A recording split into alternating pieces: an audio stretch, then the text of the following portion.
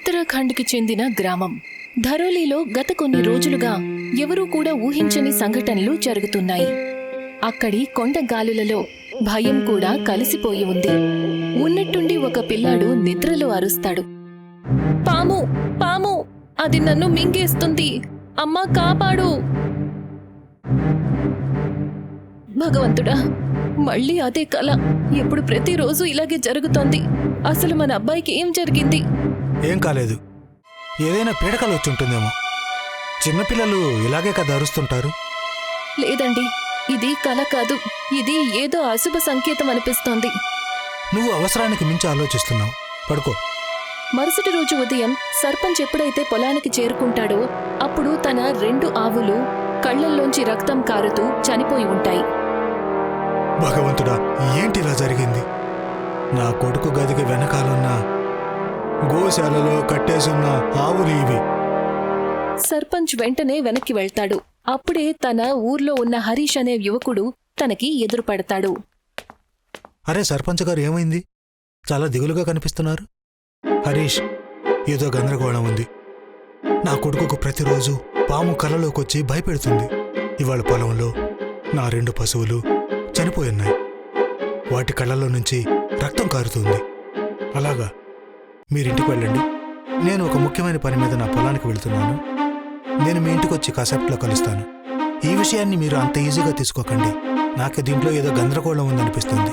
కాసేపటి తర్వాత హరీష్ ఒంటరిగా తన పొలం దగ్గర పాత బావి దగ్గరికి వెళ్లి నిలబడతాడు. ఖచ్చితంగా ఈ ఊర్లో ఏదో ఉంది. అది నాకు కనిపించడం లేదు, కానీ ఏదో సూచిస్తుంది. బావిలో నుంచి విచిత్రమైన శబ్దాలు వినిపిస్తాయి. ఈ శబ్దం ఇది ఇంతకుముందు ఎప్పుడూ రాలేదే. తను బావి దగ్గరికి వెళ్తాడు. శబ్దం ఇంకా ఎక్కువగా వినిపిస్తుంది. ఎవరది? ఎవరున్నారు లోపల? ఉన్నట్టుండి బావి లోపల నుంచి 2 మెరుస్తున్న భయంకరమైన కళ్ళు బయటికొస్తాయి. ఆ కళ్ళు తిన్నగా హరీష్ ఆత్మలో కలిసిపోతాయి. మరుక్షణమే హరీష్ బావిలో మునిగిపోతాడు. కొంతమంది పిల్లలు బావి దగ్గర ఆడుకుంటూ ఉంటారు. ఉన్నట్టుండి అరుస్తారు, అమ్మా, ఇక్కడేదో శవం ఉంది. ఊరి వాళ్ళందరూ అక్కడికి వెంటనే చేరుకుంటారు. హరీష్ శవం బయటికి తీయడం జరుగుతుంది. అరే, ఇది హరీష్ కదా? తన వీపు మీద చూడండి. ఏంటది? శవం వీపు మీద కాలిపోయిన నాగు గుర్తులాగా ఒక గుర్తు కనిపిస్తుంది.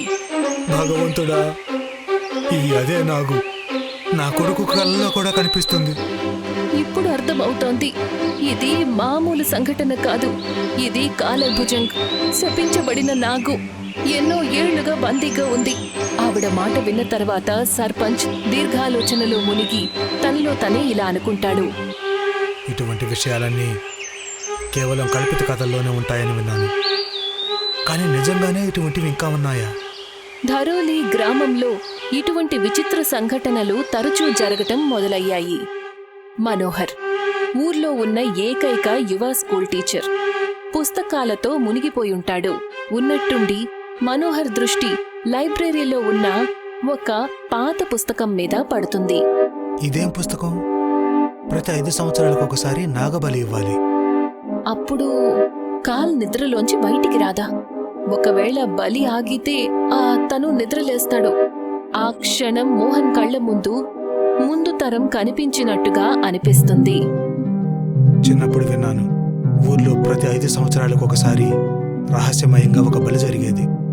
కానీ 10 ఏళ్ల ముందు ఇదంతా ఆగిపోయింది. ఎందుకు? మనోహర్ మొబైల్ని తీస్తాడు. ఒక నంబర్ని డయల్ చేస్తాడు. ఆరవ్, నువ్వు ప్రజ్ఞ వెంటనే ఊరికి రాగలరా? అవును, ఒక ముఖ్యమైన విషయం గురించి మాట్లాడాలి. ఆరవ్ ఇంకా ప్రజ్ఞ వస్తారు. ఏం విచిత్రమైన నిశ్శబ్దం ఇది. చెట్టు పుట్ట కూడా భయపడుతున్నట్లుగా ఉన్నాయి. సరిగ్గా చెప్పావారవ్, ఇక్కడ అంతా కూడా చాలా నిశ్శబ్దంగా ఉంది. కాసేపటి తర్వాత వాళ్ళు ముగ్గురు ఒక గదిలో ఉంటారు. ఆ పుస్తకాన్ని తెరిచి పెడతారు. ఇలా చూడండి, నాగబలికి సంబంధించిన పుస్తకం ఇది. ప్రతి 5 ఏళ్లకు ఒకసారి బలి ఇస్తారు. కాలభుజంగ్ నిద్ర మేలుకోకుండా ఉండడానికి. అసలు ఈ కాలభుజంగ్ అంటే ఎవరు? పుస్తకం ప్రకారం ప్రాచీన నాగయజ్ఞం ద్వారా కొంతమంది నాగులు, రాక్షసులు, తాంత్రిక నాగమణిని సాధించడానికే బలి ఇచ్చారు. ఆ బలి నుంచి పుట్టుకొచ్చిన శపించబడిన సర్పం కాలభుజం. అది శివుడి సేవకుడు కాదు, శనికి సంబంధించింది కాదు. అది కేవలం కాలశక్తికి అవతారం. అది ఎక్కడికైతే వెళుతుందో అక్కడ మృత్యువు ఖాయమవుతుంది. తన శరీరం నల్లని పొగగా సర్పాకారంలో ఉంటుంది. అది పాతాళలోకం నుంచి వస్తుంది. ఇది చాలా ప్రాచీనమైన కథ. ఇది ధార్మికాచారం కాదు, సమాజ శాస్త్రీయ వ్యవస్థ కూడా అయ్యుండొచ్చు. కానీ ఎందుకు ఆపేశారు? లేక ఇది భయంకరమైన పన్నాగమై ఉండొచ్చు. బహుశా ఇది నా తర్వాత డాక్యుమెంటరీ అయి ఉండొచ్చు. కాల్భుజంగ్ ద స్నేక్ విత్ ఇన్. ఆరో తమాషా చేయకు. ఊళ్ళో పశువులు చనిపోయాయి. హరీష్ బావిలో చనిపోయాడు. అది కూడా వీపు మీద కాలిపోయిన నాగ గుర్తుతో పాటు. మీరిద్దరూ న్యూస్ రిపోర్టర్స్. నాకు కావాల్సింది మీరు దీని మీద ఒక డాక్యుమెంటరీ తయారు చేసి న్యూస్ ఛానల్లో రిలీజ్ చేయడం. అయితే మేము ఈ ఊర్లో ఉన్న నాగ్వేది నుంచి ప్రారంభించాలి. మరుసటి రోజు ముగ్గురు కూడా ఒక పాడుబడ్డ పురాతన భవనం దగ్గరికి చేరుకుంటారు. ఇదే నాగ్వేది. ఎంతో నిర్మానుష్యంగా భయంకరంగా ఉంది. Perfect location. పాత రాళ్ళు, ఎండిపోయిన చెట్లు, విరిగిపోయిన నాగు చిహ్నం. Recording start. ఇక్కడికి ఎవరూ రావడం లేదనుకుంటా. ఖచ్చితంగా ఇక్కడేదో ఉంది. గాలిలో ఉన్నట్టుండి పాము బుస కొడుతున్నట్టు సన్నని శబ్దం వినిపిస్తుంది. చూడు, ఈ శబ్దం అది నీకు వినపడిందా? గాలై ఉంటుంది. పద, రికార్డింగ్ని మొదలు పెడదాం. అప్పుడే తన దృష్టి ఒక విచిత్రమైన రాయి మీద పడుతుంది. భూమిలో సగం దాగి ఉన్న చిన్న మెరుపైతే కనిపిస్తూ ఉంటుంది. ఏంటది? తను ఆ రాయిని గట్టిగా లాగుతుంది. అది ఒక చమత్కారవంతమైన మణిలాగా కనిపిస్తుంది. తను దానిని తీసుకుంటుందో లేదో అంతలోనే అక్కడ భూకంపం వస్తుంది. ఇంటికి వెళ్లగానే ఎవరో ఉన్నట్టుండి తలుపు కొడతారు. మనోహర్ ఎప్పుడైతే తలుపు తెరుస్తాడో అప్పుడు ఎదురుగా ఊరికి సంబంధించిన ఒక ఆవిడ నిలబడి ఉంటారు. నాకు ఇప్పుడే కొంతమంది చెప్పారు, నువ్వు పట్నం నుంచి వచ్చిన 2 వ్యక్తుల్ని నాగ్వేది వైపు తీసుకువెళ్లావని. అక్కడ నిశ్శబ్దం తప్ప ఇంకేమీ ఉండదు. నువ్వక్కడికి ఎందుకు వెళ్ళావ్? మనోహర్ వణికిపోతూ గోగాబాయికి జరిగిందంతా చెప్తాడు. నువ్వు ఏదైతే రాయిని లాగావో అది ఒక మణి. నువ్వు కాల్భుజంకి స్వేచ్ఛాదారిని చూపించావు. మీరు దీని గురించి ఇన్ని విషయాలు ఎలా తెలుసుకోగలిగారు? మా నానమ్మ ఆఖరి నాగబలి పూజారి. ఆవిడే చెప్పారు, గుడిలోని గంట ముట్టుకోకుండా మోగితే, పాలు నల్లగా మారితే, నాగదేవత విగ్రహం దానంతటదే పడిపోతే తను మేల్కొన్నట్టే అనుకోవాలి. ఎప్పుడైతే మీరు నాగ్వేది నుంచి తిరిగొచ్చారో అప్పట్నుంచి ఊర్లో ఇదే జరుగుతోంది. ఆ రోజు రాత్రి ఉన్నట్టుండి ఊర్లో ఒక అమ్మాయి అరుస్తుంది. తన కళ్ళల్లో నుంచి రక్తం కారుతుంది. అరే, తన కళ్ళు! నా కూతురికి ఏమైంది? కాసేపట్లో ఆ అమ్మాయి ప్రాణం వదిలేస్తుంది. ఊర్లో ఆ అమ్మాయి రహస్యమయమైన మరణం తరువాత ధరోలీలో కాలం స్తంభించినట్టవుతుంది. మొత్తమంతా కూడా నిశ్శబ్దంగా ఉంటుంది. మీరందరూ నిజం తెలుసుకోవాలి. మనోహర్ నిన్న నాగ్వేదికి వెళ్లాడు. తనతో పాటు పట్నం నుంచి వచ్చిన స్నేహితులు కూడా ఉన్నారు. అందులో ప్రజ్ఞ అనే అమ్మాయి నాగ్వేది దగ్గర నుంచి ఏదైతే రాయి తీసుకొచ్చిందో అది మామూలు రాయి కాదు, అది కాల్భుజంగ్ మణి. ఆ మణి తనని నిద్ర నుంచి మేల్కొలుపుతుంది. అంటే ఏదైతే జరుగుతుందో అదంతా రాయి వల్లే జరుగుతుందా? అవును. ఇప్పుడు తను పూర్తిగా ప్రాణం పోసుకున్నాడు. ఇప్పుడు బలి మాత్రమే తన నాపగలదు. ఆ క్షణమే ఊరి సర్పంచ్ మనోహర్తో ఇలా అంటాడు. మనోహర్, ఏంటిదంతా? కానీ నా ఉద్దేశం అయితే తప్పు కాదు.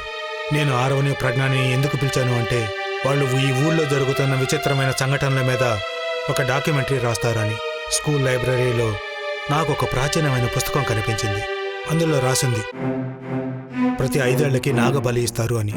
దానివల్ల కాలభుజంగ్ పాతాళంలో బందీగా ఉంటాడట. నాకు గుర్తుంది, మా నాన్న ఈ ఊరికి సర్పంచ్గా ఉన్నప్పుడు ఆయన ఈ బలిని ఆపించేశాడు. ఆయనకేమనిపించిందంటే ఇదంతా ఒక మూఢనమ్మకం అని. కానీ ఇప్పుడు అనిపిస్తుంది ఆయన నిర్ణయం తప్పు అని. మీరు మనోహర్ని తప్పుగా భావించకండి. గుర్తు చేసుకోండి, హరీష్ మరణం, నా పశువులు రహస్యమయంగా చనిపోవడం, ఇవన్నీ ఆరో ప్రజ్ఞ ఇక్కడికి రావడం కంటే ముందే మొదలయ్యాయి.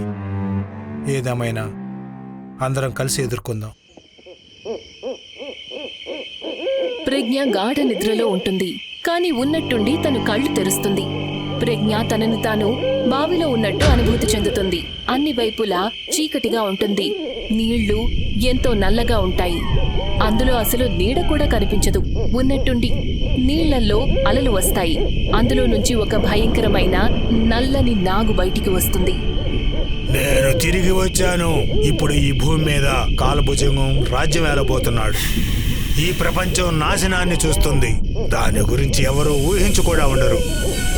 ఇక నా మొదటి బలి నువ్వే అవుతావు. ప్రజ్ఞ గట్టిగా అరుస్తుంది. తను వెంటనే కళ్ళు తెరుస్తుంది.